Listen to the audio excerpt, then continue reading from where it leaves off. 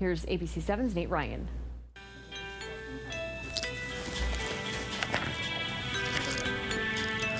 Monday through Thursday, Gene Semko practices as a divorce lawyer from his offices here in downtown El Paso.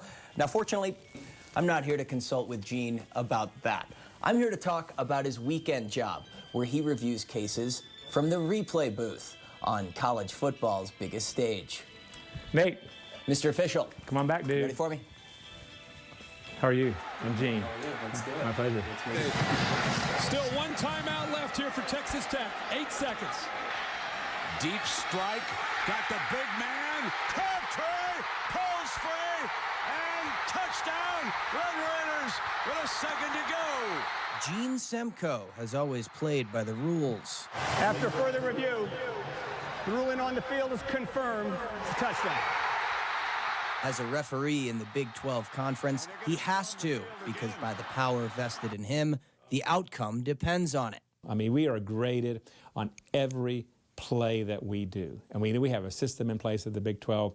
You can't hide. There's nothing you can say, oh, I hope they don't see this. In the old days, you can get away with stuff. You can't hide from the camera. Gene joined the Big 12 as a side judge in 2004, falling under the microscope of the most emotional scenes in the sport, knowing his reputation only as good as his last call.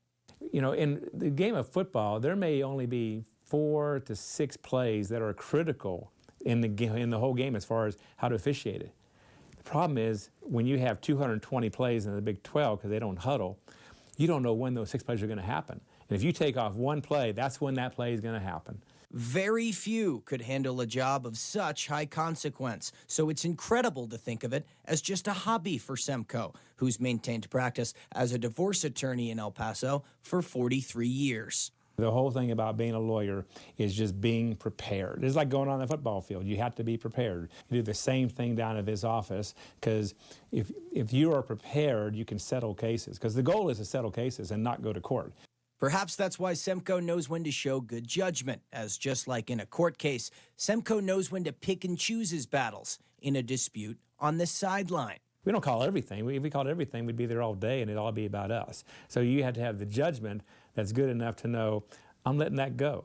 Hey, he held him. I know he held him, Coach. Didn't have any impact on the play. Honestly, when you think about it, dealing with hothead football coaches, probably a walk in the park compared to a divorce settlement. No coach is ever going to be your friend. And so you can't say anything. They can be your friend. They think they're going to get a call. There's a picture over there in my bookcase over there. That's me and Bo Pelini. I can't tell you on this recording here when I flagged him right there, and I can't tell you what he thought about me. But he said the wrong word.